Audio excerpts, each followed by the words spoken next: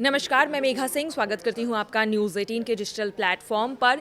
Israel ने Iran पर attack करते ही अपनी मंशा अब साफ कर दी है और कहा था भी कि हम ईरान में तख्ता पलट चाहते हैं। अब तेहरान पर बरसते अमेरिकी बमों ने इस मिशन को आगे बढ़ा दिया है। इजराइल और अमेरिका ने ऑपरेशन रोरिंग लायन के तहत एक भीषण एयर स्ट्राइक में ईरान के रक्षा मंत्री नारिस जाहेद की मौत हो गई है।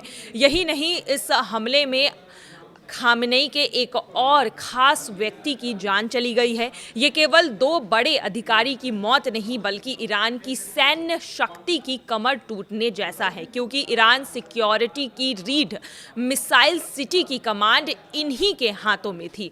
वहीं अमेरिका और इजराइल की संयुक्त एयर स्ट्राइक में ईरान के रक्षा मंत्री और IRGC के ताकतवर कमांडर मोहम्मद पाकपूर के मारे जाने की खबर अब सामने आ रही है। रॉयटर्स की रिपोर्ट के मुताबिक पिन पॉइंट सटीकता के साथ किए गए इन हमलों के तहत तेहरान के उस गुप्त कमांड सेंटर को निशाना बनाया गया था जहां ये दोनों दिग्गज अधिकारी जवाबी हमलों की रणनीति तैयार कर रहे थे। ईरान के रक्षा मंत्री को ईरान की मिसाइल तकनीक का जादूगर कहा जाता था। उनके नेतृत्व में ही ईरान ने अपनी मिसाइल सिटी और भूमिगत बंकरों का नेटवर्क तैयार किया था। पाकपूरा ईरान की ज़मीनी सेना के सर्वोसर्वा थे। उन्होंने ही सीरिया और इराक में ईरान के प्रभाव को फैलाया था। उनकी मौत का मतलब है कि अब ईरान की ज़मीनी जंग का कोई भी अनुभवी सेनापति नहीं बचा है। बता दें कि इसी बीच ईरान के सुप्रीम लीडर को सुरक्षित बंकर में रखा गया है। तेहरान में उनके आवास पर भी अटैक हो चुका है।